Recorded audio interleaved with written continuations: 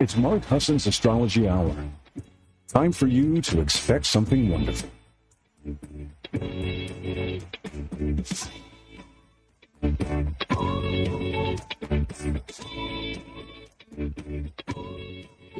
Well, hello, everybody, and welcome. This is Mark Husson. This is Mark Husson's Astrology Hour. I'm coming to you live at about 8 a.m. Pacific, 11 a.m. on the East Coast. How you doing? I hope you're doing well. It is so good to be here with you this July 7th. We had a great 4th, and that was just meaning it was pretty uneventful. I hope you did. Thank you all for being here. We have a room full of people. So sweet. Patricia's in the house and Lenny's here. Renee's here. Hi, Renee. Thank you. Infinite Light. Thank you for coming. That's Sahar. I love how she adds that at the end. So intuitive. Hi, Laura. Thank you. Truly good to be here. Thank you. Thank you so much for coming. Hi, Terry Campbell. She says she feels like Miss Barbara with her magic mirror. I know. Y'all remember Romper Room, right? Terry, you gave our ages away. Shelly, thanks for coming. Hi, Arlene. It's so good to have you here. Thank you so much. Hi, Laura. Thanks again for coming. And then, oh, yeah. We definitely have some memories to go back to. You guys, it's a chocolate day. That's right. Erica, your show was fabulous. Thank you. That was beautiful. She went and did a reading for every sign. And she did remind us of her chocolate day and and cocoa. You know, my whole life, I never knew cocoa was not just cocoa. I mean, like cacao, I think she says, or something, but I got to get educated because I never was a big chocolate person until recently. And then I'm like, dang, this stuff is good. I mean, you know, I like mousse. That's my favorite confection, I think, of light mousse, not heavy, dark. I mean, I'm learning to like the bitter sweetness of dark chocolate. But it's all about learning, right? Milk chocolate now is a little sweet for me. So there is that. So there is so much going on. I'm going to divide the screen up so we can look at it, but there's so much going on that I actually forget sometimes. Just like I get so like tunnel visioned on certain aspects that are happening astrologically that I actually forget some of the bigger things that are going on, or even some of the smaller things, because we look at some of these, we've been really celebrating these huge planets. Hopefully you guys are staying in touch with the postings of the staff and the friends of 1-2, because they have been profound. They've been supportive. They've been loving. It's sort of like, wow, it's recreating that sense of like, if you get tired of like bad news, if you get tired of the negative news, you can take a look at some of what the messages are. So I thought I would explain a little bit. Did you all know that the Mercury retrograde was coming? I know you all did because everybody watches the Mercury retrograde. But you know, you have to think about it in the terms of like, it's going back, where it's going back to. When it starts going backwards, it's going back to a certain point that we already had. And it's not like I can't, like, you know, like I know that thing. I don't remember what I had for breakfast. I don't. But I do. So I'm not going to exactly remember what I was doing on June 30th, where Mercury starts its journey in going back. And I think we're so obsessed with it. Sometimes we track too much. And I really want us. I mean, my hope is that we start to unhook this stuff. There's a freedom in like unhooking from some of the messages of the negative messages that get put out about the Mercury retrograde. There's a certain kind of like, or any of the planets, there's a freedom in unhooking. There's a freedom in not knowing. I know a lot of you astrologers used to do this. I used to talk to astrologers who pull back and say, I'm not looking at my chart anymore. I just can't. And that's only because our training is so heavy about the changes that come. If you think about these planets, and I'm going to bring the chart up here. If you think about the planets as already simply telling you where you already are, it sort of makes a big difference, because then you're no longer looking at these things as like, this is going to happen to me. No, this is happening to you. Okay, this is the planets are just telling you what's going on. It's a translation of the current time period. So you're no better at predicting what's going to happen down the road than you are at looking at this and going, oh, that makes sense to me. What's going on? I'm going to explain a little bit about how to look at that. But I wanted to put, this is today's chart. So those of you that are in the visual space to see, this is today's chart. And what we have today is a Sag moon. We have this, okay, so like let's take, this is the sun. So we have the sun in Cancer. We have Mercury in Leo. We have Jupiter in Cancer. So we have these two together, this pairing of Jupiter and the sun. Now, here's a rule of thumb. If you know the order of the planets, even if you don't know the order of the planets, then you can, I'm going to put both of us up here on the screen. If you go from the sun to the moon to Mercury to Venus to Mars, okay, you come out, right? And then it's Jupiter, and then it's Saturn, and then it's Uranus, then it's Neptune, then it's Pluto, okay, you go out. The furthest from the sun, believe it or not, is considered to have the greatest impact on the rest of the energies. So here, in this example here, we have the sun and Pluto, the sun and Jupiter together, right? They're close. That's not hugely close anymore, but they were pretty close. This is like 10 degrees apart, 11 degrees apart. 10 is usually our number that we don't, once it starts getting further than 10 degrees apart, it loses its impact. But the point is, when these two were together, what happens is Jupiter, the furthest planet from the sun, has its influence on the sun. So the sun becomes more Sagittarian-like. Jupiter doesn't necessarily become more sun-like. It can, we notice Jupiter, so it's being illuminated. But the impact is here on the personal planet, okay? Same here with Venus, and Uranus is in Gemini. Okay, we're going to talk about that. This is huge, 0 degrees. We have Uranus in just leaving Taurus, and now it has to leave its gift behind. And we're going to talk about how Taurus is to look for that gift. But this is where we have the Uranus-Venus connection. And who's being influenced here, according to my rule? So if the Venus is closer to the sun, Uranus is further away. Venus is becoming more Aquarius-like. So we're becoming more global in our interest right now. It's changing because Venus is moving away. But this was like sort of the surprise Uranian aspect of Venus, about the love of technology, the love of humanity, looking at things in a more global sense. And that's, so you might have in your relationships, this isn't like come stay in bed with me after we have amazing sex. This is like, okay, I got things to do. Okay, so you have to see where you are with your relationships in this situation. It's cute because it's harmless. It just is excitement and it's uproar and it's new ideas and it's this thing. Like if those of you that suffer from bipolar disorder, if you're manic, this is why. I love that I can talk about bipolar disorder like it's an everyday thing. It seems like every single person in my life, exception of some more intimate ones that are like have a bipolar thing going on. And I just see it as normal, really. And it is. I think we're going to hear some barking here soon. There's a dog walking across the street with its owner, but Javi just needs to let them know that he exists. So if you don't hear it, that's fine. So now we have this 3 degrees here, this 0 degrees here in air, and we have Pluto here in air at 2 degrees. So yeah, there is a connection there. And basically it's a sweet connection. It's bringing us a little more serious. It's bringing in some depth. And so the summary of that basically is if you're an air sign, you're kind of swimming in some good waters. You get some good insights. You probably feel you have some clarity. You probably are feeling a little more overview than normal. I mean, it's nice when you feel connected to the world. And these are the connecting planets. These are the ones. Libra's the only one missing. So if you are a Libra, you're like the third leg of this. You feel even better about connecting to people than usual. So that's what's happening there. And I just wanted to talk to you about this influence of the outer planets. That's why we pay attention to them when they're close to our personal planets. Our personal planets are the ones that get affected. Now, we're going to come back to Uranus and its beautiful entry into Gemini.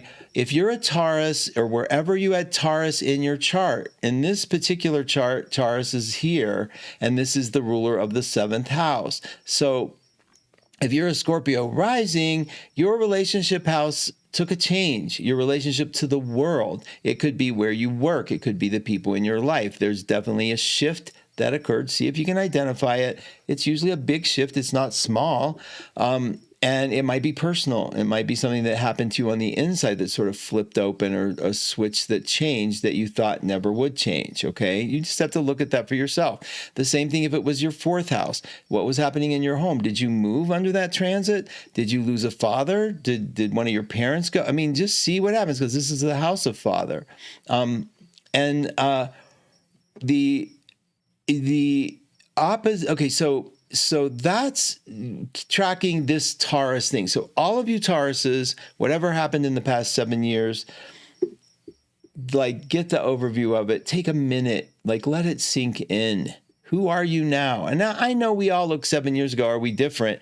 I think it's particularly powerful for Tauruses. I don't think we're making that up. I think if you know Tauruses, they're in a dramatically different, because you know why it's so dramatic? Because Tauruses rarely change. They would keep everything status quo. If you know a Taurus, you know their love of just, okay, what's wrong with 30 years of the same thing? Nothing wrong. And that's good for all fixed signs, but we're talking about Tauruses. Scorpios, you had the same thing because you're the opposite sign, and so we have to look at how your life changed a little differently for sure, because the oppositions involve other people, okay? It's something out here. Whereas for Taurus, even though it might involve other people, it's a very deeply personal thing. I know I could be talking nuance, but either way, I want you to try to at least get the point. Now, take a look at this chart here. I'm going to go, it says 1 day here, right? So I'm going to hit this back arrow button, and you'll see this 7 go to 6. We're going to go back a day, and I want you to keep an eye on this planet Mercury right here as I do this. So Mercury is at 9, 10. Look, every day it goes back a number. 8, 7, 6, 5. Okay, there's 4, skipped 5. Okay, now, on June 30th, Mercury was at 4 degrees of Leo. And I want you to understand how this is such a visual, an important visual for tracking Mercury's movement. So on June 30th, Mercury was at 4 degrees of Leo. Okay, now I'm going to hit the day to go forward a day. It went the next day. It was at 6. It moved really fast. Okay, it went 5, 6, and then the next day, the 2nd of July, it was at 7 Leo, and then 8 Leo on the 3rd, and then 9 Leo on the 4th. The 5th is still 9 Leo. It seems to be maybe slowing down. Here's the 6th is 10. The 7th is 11, 12 on the 8th, 12 on the 9th. 13 on the 10th, and I'm hitting it. We're going forward. This is the 12th of July. It's at 14. It stayed at 14 on the 13th of July. It's at 15 on the 14th of July. It moved over to the 15th on the 15th of July. Here we go. The 16th of July, it's at 15 Leo. The 17th of July, it's at 15 Leo.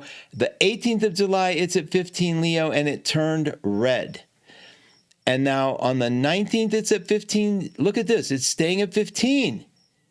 And so what's happening is it stopped moving forward because we're passing it in such a way, like you're passing a car on the highway.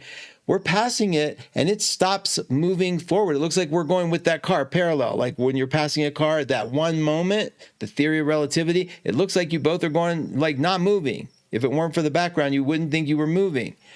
And that's what's happening here with Mercury. And then look, 15 again, and now we're at the 20th. It's been like 4 days at 15. 15 on the 21st.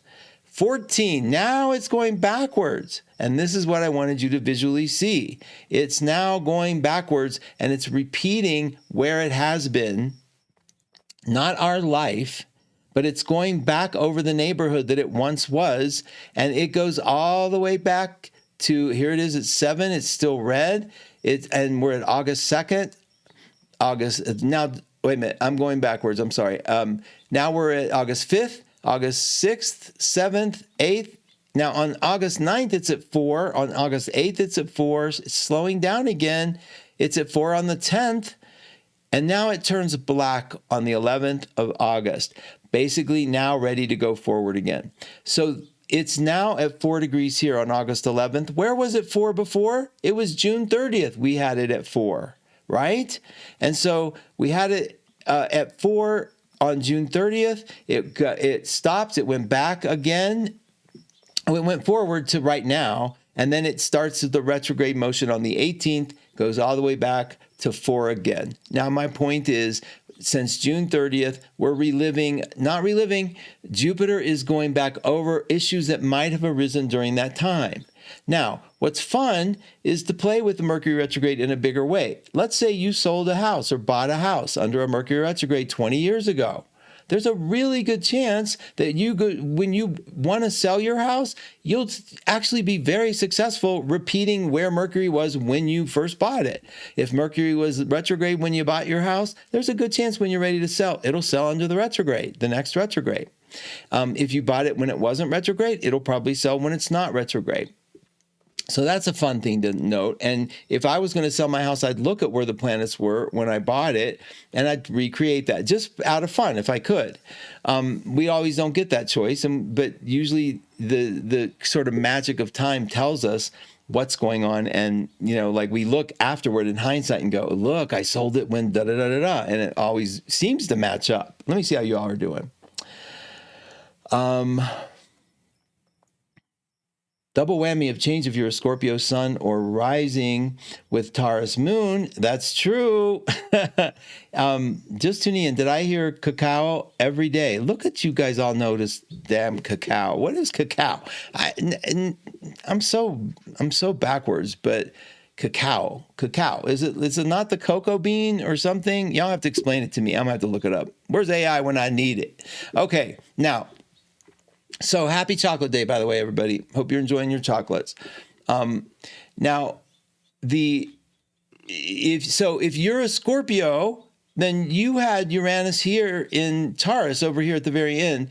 If you're a Scorpio, you're also in a fixed sign. When anything is in a fixed sign close to where your fixed sign yourself is, if you're Scorpio, Taurus, Leo, or Aquarius, this stuff kind of affects you intensely. Do y'all understand? Fixed energy doesn't want to move. And they defend it. And it's comfortable.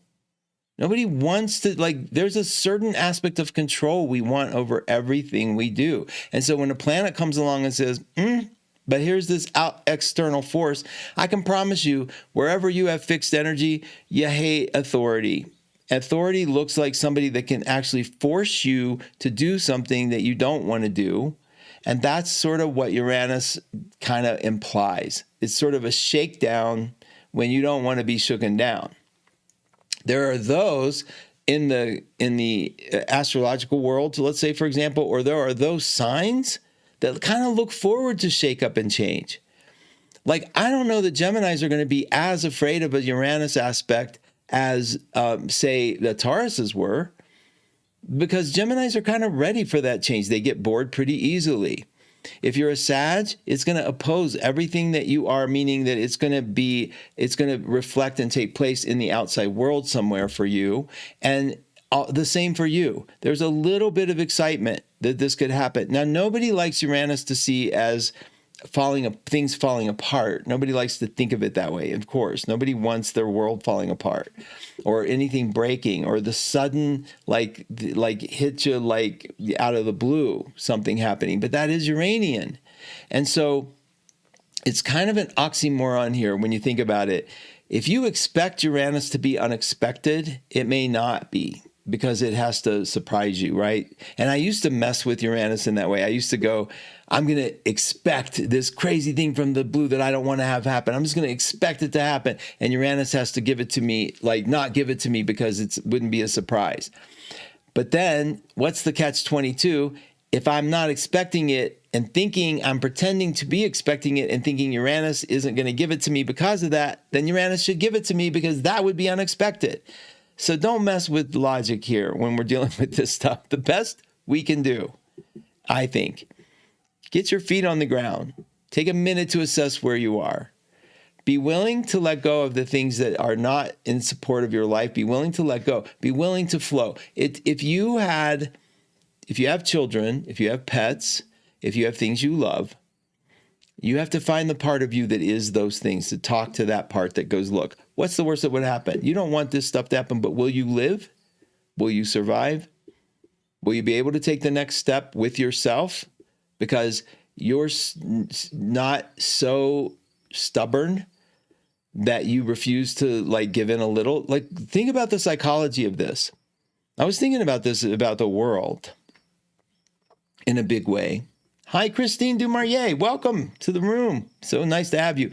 If you haven't seen Christine's piano make video where she's doing Claire de Lune, it's a stunning force of art. I mean, it's just profound, and she plays it with no music. So I'm bragging about you, Christine. She's another Taurus that has been through major Taurus shifts, and it's just powerful to watch the unfolding. So that's a great example. Now, if you are talking to that part of yourself as if, imagine like you go, no matter what, I don't want this change to happen. I'm not going to think about it. No, no, no, no, no. And the change happens. How ready are you, supportive wise? Now, I know as a person with a lot of Scorpio in their chart, I have already faced the worst case scenarios of my life. I expect them every day. It just happens. That's a Scorpio mind. You expect the worst, and when it doesn't happen, you're so grateful, but you're ready. You're ready. It's a tedious, exhausting way to live, but it is the way I live. And so, if I am not ready, if I didn't do that, if I was just completely like, no, I like everything the way it is, don't change a thing, I'm pretty unprepared for any life event that could happen. And that's more scary to me than being ready and being able to know what to do if something should surprise me and take me off guard.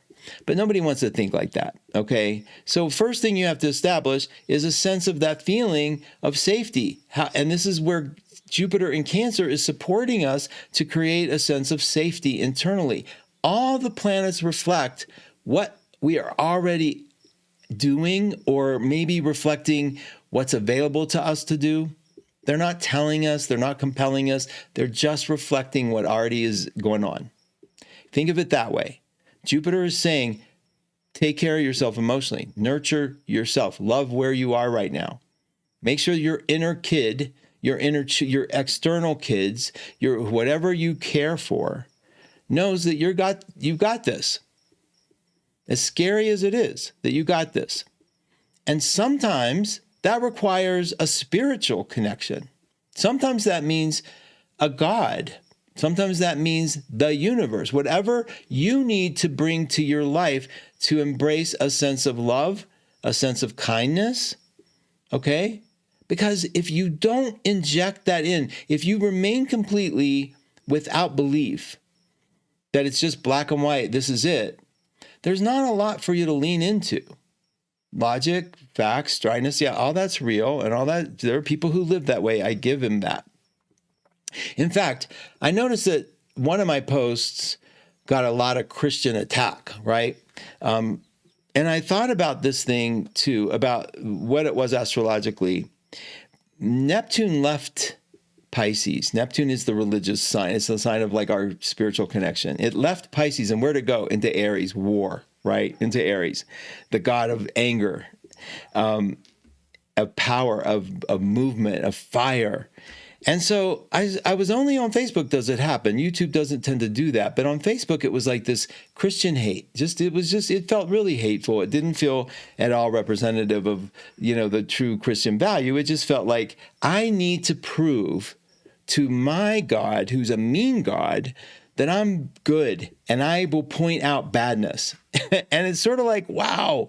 And it was more fascinating to me than anything, because I thought every single one of the people who posted something virtue signally, like Jesus is God, astrology is evil, it made me think of like how insecure and how much you can't really believe that, or how insecure your God must be really mean because you have to go after people you don't know who may be doing things that you like, because weren't the wise men, didn't they follow astrology? Didn't they follow a star?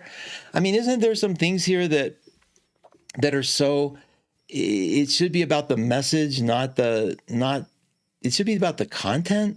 and what is it? The content of your character, the content of the person talking.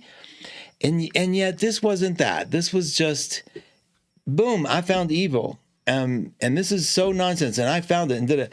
And so my point is, if you have for yourself a place that you go to that lights you up, that reminds you of love, that reminds you of peace, that reminds you that you're okay, that you're a part of something so much bigger and so much more kind, then it makes dealing with life and dealing with things a little easier, a little brighter. Because then you don't have to go prove it. You don't have to go find people that you think are worse than you. You don't have to get into that judgment zone.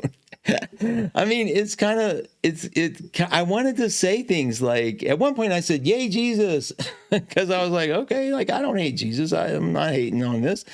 But I wanted to think about like, wow, these people, they're not talking to me. They're talking to each other, but they're actually talking to this projected version of God who, for that kind of Christian is a pretty bitter, angry God. And kind of requires them to be kind of bitter and angry. I think I can't come up with a good explanation otherwise. But if you have something inside that's a little bigger than just we live and die and we close our eyes and it's all blackness, and that's okay if you have that. But if you had something else that might pique an interest of, there is a perfection that might go on, there is some order here that might be bigger than me. If you can lean into that just a little bit with a sense of gratitude and with a sense of hope, I think you can kind of turn it around.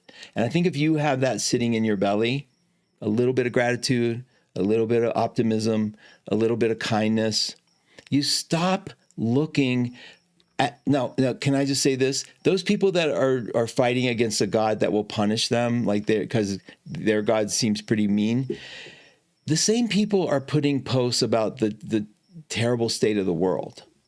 Okay, listen, I mean, if you're putting out there that this is the end and this is bad and and that's okay if you have that belief, but also, how is it any different for you doing that and spreading that place inside of you than these people doing the same thing about like how evil like people like me are? Because all of us then in that moment are lacking a sense of trust, a real trust. We're lacking that sense of like, wait a minute, is there a bigger picture here that I may not be seeing?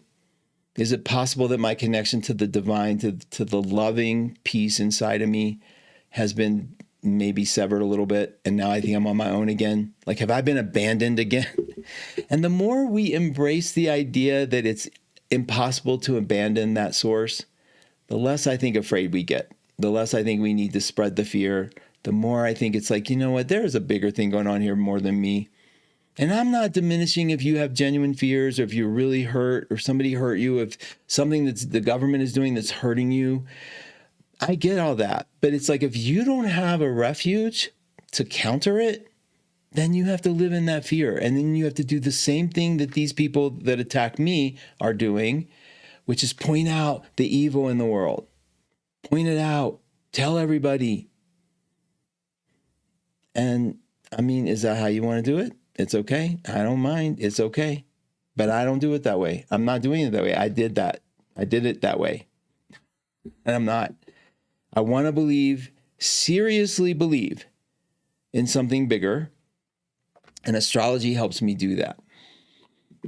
So if you use astrology to remember that there is a perfection in the world, you can also take it to a place where you can believe that there is a love for you in the world, that there's something working that you may not understand, and that you can, it's okay with me, if you kind of look at this more lovingly than fearful. It's okay.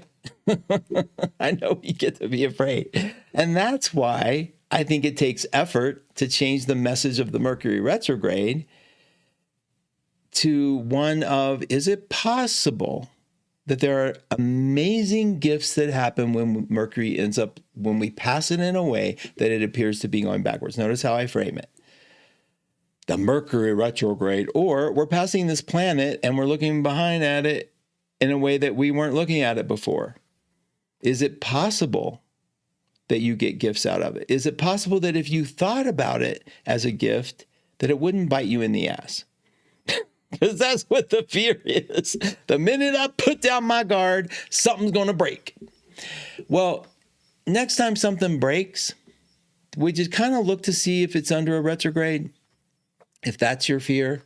Or the next time somebody changes their mind on you, or you forgot something, or you lost something, could you check and see if it's not a Mercury retrograde and make note of it? Because I promise you that stuff happens equally then as it does during a retrograde. And I am like, it is like pulling teeth. Remember, Louise Hay, no matter what I said about the Mercury retrograde, that woman, nope. Nope. She's a Libra with a Scorpio rising, I think Leo moon. And she was like, no, ain't no way. That it's bad. I'm avoiding it at all costs. And I get that. I mean, that's okay. That's good. I avoid void of course moons, even though I'm trying to sort of mess with them a little bit. I'm trying to stretch my belief about them. So thank you, Patricia. Thanks for the hug. And you too, Lenny. That friendly. Oh, thank you. Clarity. Oh my God. Is that the Clarity, you guys? I could almost cry seeing you, Clarity. Clarity, if that's you, that's the face. If you all remember the face of 1-2, which the woman's holding a seashell to her ear, I'll find it because John still uses it.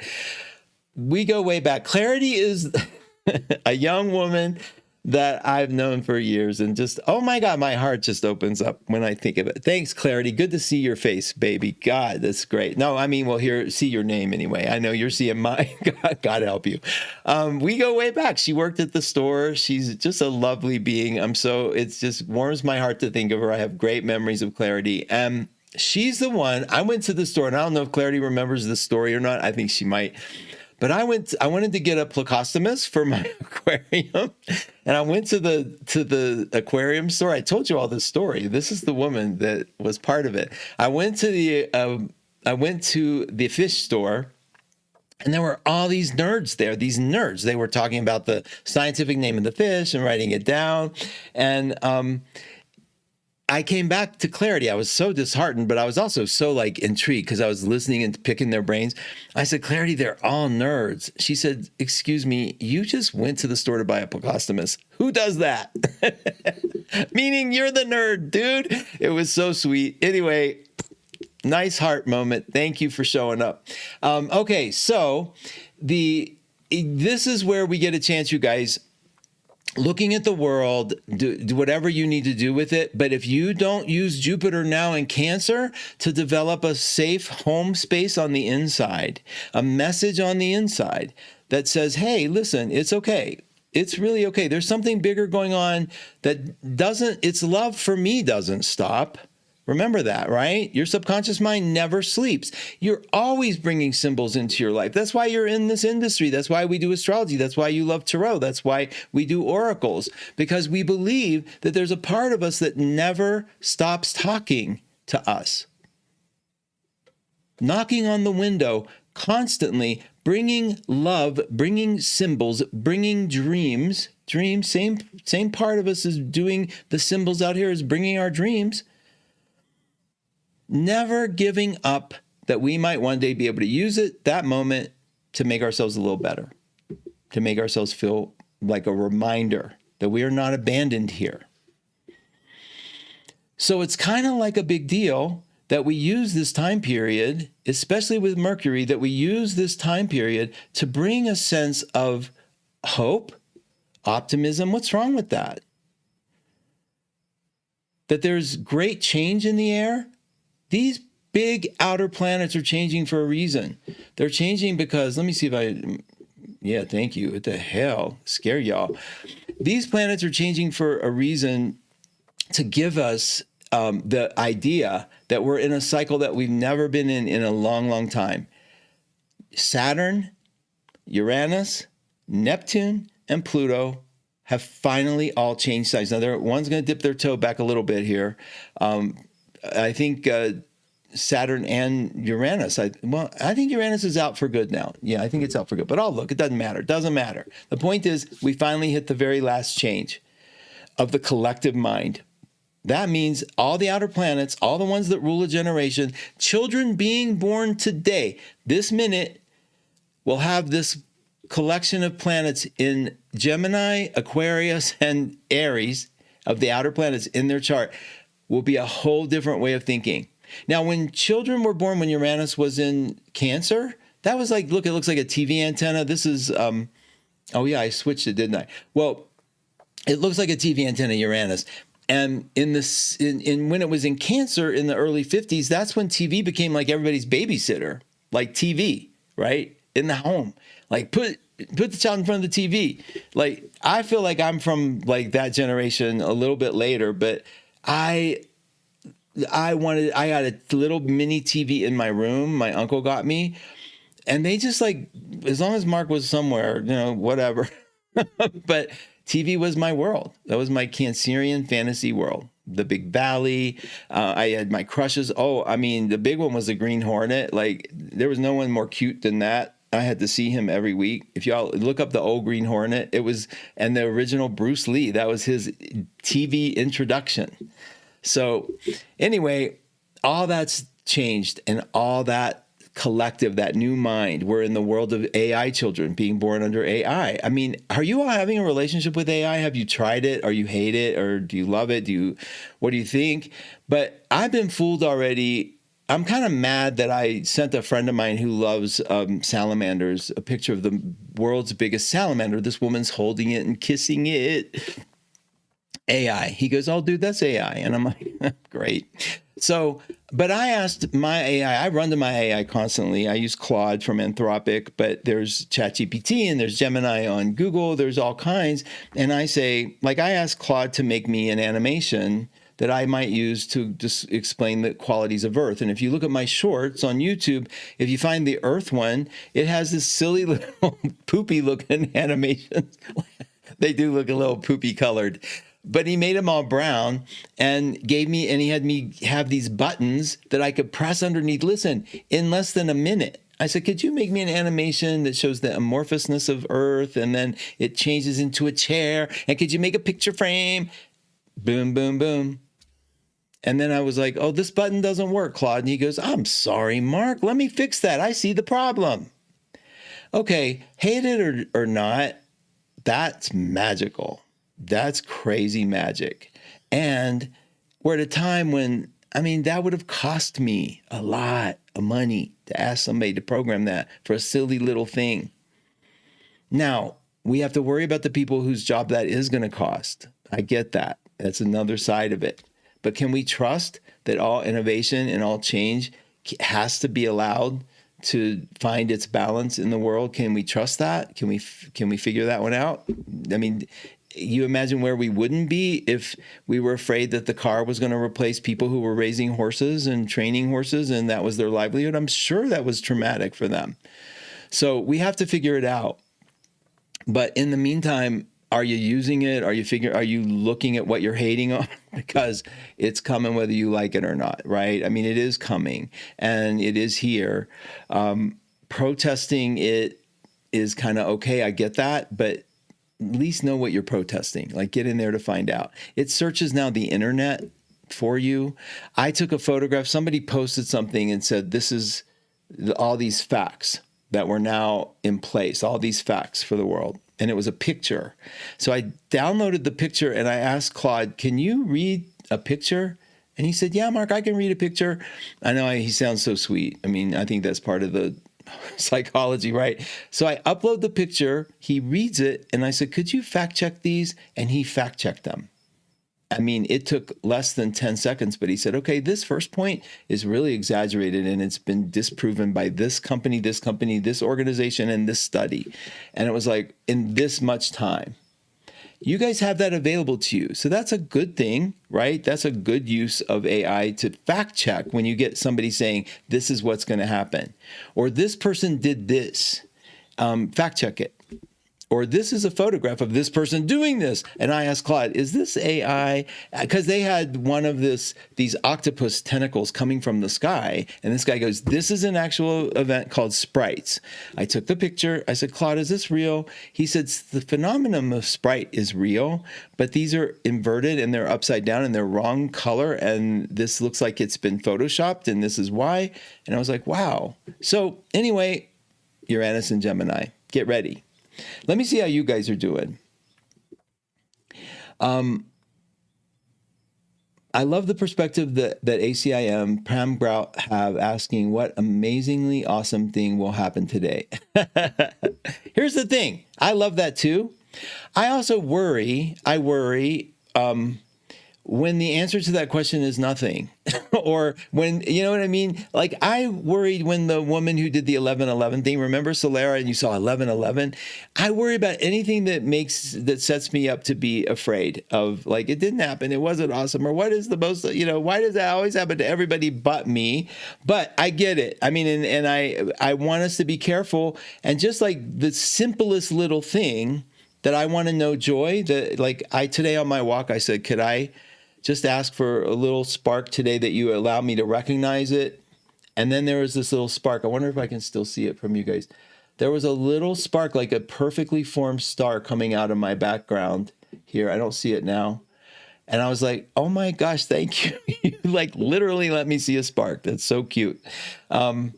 And now do better, that kind of thing. Okay. I can never be happy just living in the physical world. Shudder. Yeah. I think, and some people are, but yeah, I mean, it's nice to have a rich, lush inner world.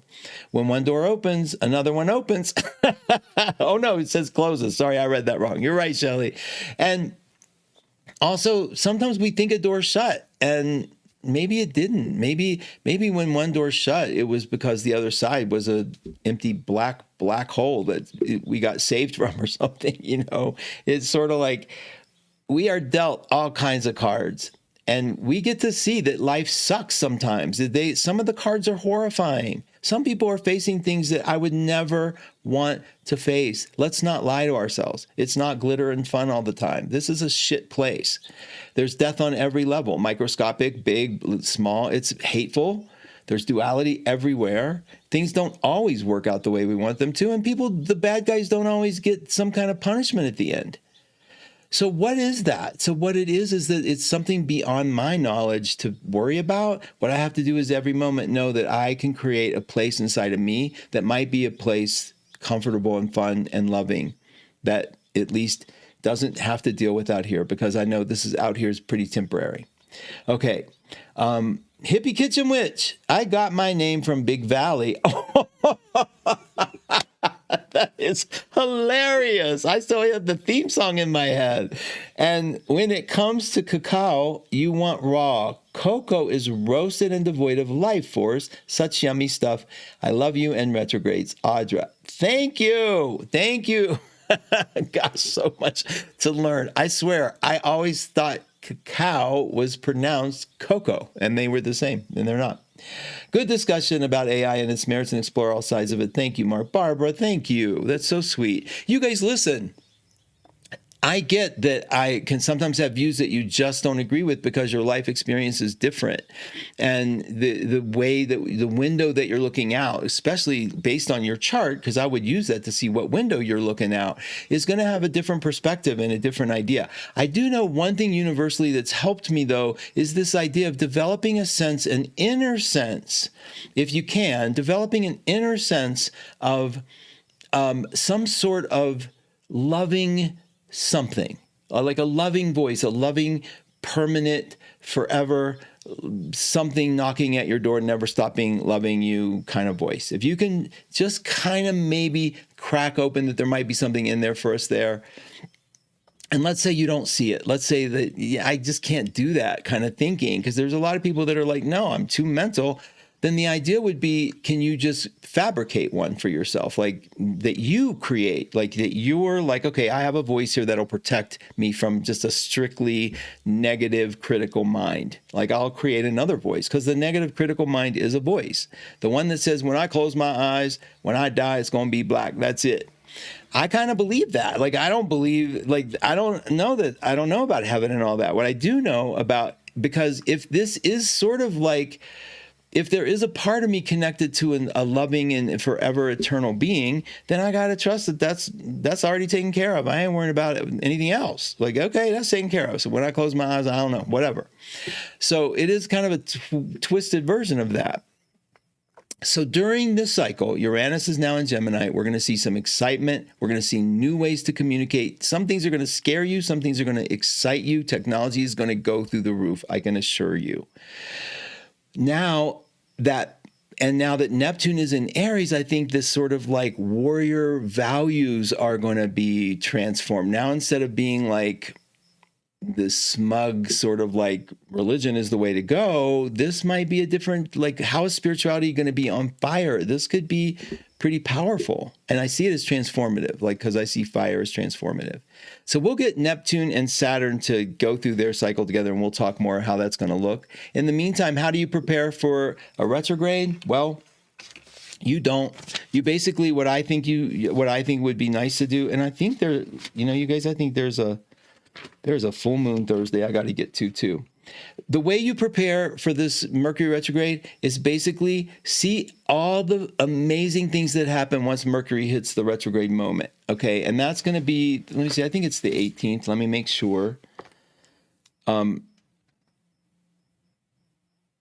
Merc, where are you? Yes, it is about the 18th of July. And it's going to be that way until about the 11th of August. So do me a favor, let's just pretend, like, have some fun, seeing if there was something remarkable. Like, we know some stuff's going to happen. Something will break. I already spilled water on one of my things pre-retrograde, and it's broken. Like, I mean, my hand went, because I gesticulate, and my hand went, it's just like, okay, there it is. So I have to figure that out. But now, we have so look for something good that's coming for the retrograde, please. And let's talk about, like, I mean, insane good.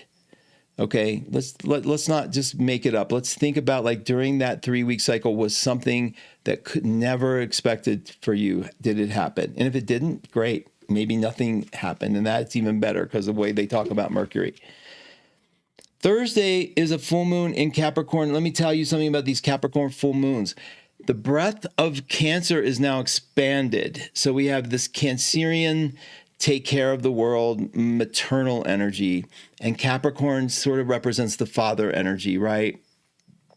And I think this energy is now taking and saying, how can I make use of this emotional energy that's in the space? Capricorn is about using. It's about building. It's about having what's available and bringing it together. Capricorn unites. It's the cardinal energy of Earth. So this is a very cardinal full moon. That means you're going to want to get things done. Interestingly enough, it happened. Let me see if it's a void of course. Yeah, it is. The minute the full moon hits, the moon goes void of course for a day until next Friday. Till Friday. So Thursday, 1:30 in the afternoon, Pacific time, we have a full moon. At that moment, the moon is then going to release light. And that's a great time. That's where metaphorically we're going to be releasing habits. We're going to be letting go. We're going to be let's release things that bad thinking, release the critical mind, release weight, whatever you want to do, whatever you're going to be, okay, this is the contraction. This is the exhale. But that moon is really about putting together something spectacular because Capricorn has that ability to do it. And it would be nice to see between now and the next new moon, 2 weeks, if something does get built under this. So Mercury is going to go retrograde. So we're going to go back and review and we're going to fix something. And then my image of this is the Capricorn is going to allow us to now build a foundation that we couldn't before. So very powerful putting together the mother and father energy in the sky. Like this is huge. And how, if we had 2 supportive inner parents, how are we going to use that for the next 2 weeks? So on Thursday, I hope you'll intend to get some inner support. Be outer support if you need to be. I think there's a movement toward like embracing more traditional Capricornian values. And I'm watching men have a voice that's a little louder than it used to be. I'm watching this sort of like defense of men happen that I think is really interesting and very powerful. I think there is, I don't know. I think it's a movement, and I think it's changing, and I think this Capricorn is going to emphasize it. Let's see if that's true, or what it is, what happens to you as a result, or how you see it. Let me see what you all are doing. Okay. I love that. Okay, good. I think you guys are good. Let's see. All right, so just a couple things. This Saturday is 1-2 day at 1-2 Listen. 1-2 Listen is where we survive. That's how we're able to do all this. That's all my advisors, from Erica to Christine to Terry.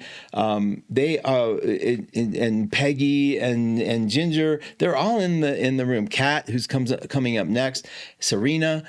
That's how we survive. This stuff is done for free, whatever expense comes out of our own pockets. And then 1-2 Listen is where they give advice, and they take their calls, and they work at being as big a support as they can be. Very, very big deal. We've been in business for 18 years. If you just finding out about us, it's 12listen.com. Saturday is 1-2 day. So every 12th, we lower the rates by computer, random access to everyone, insane pricing.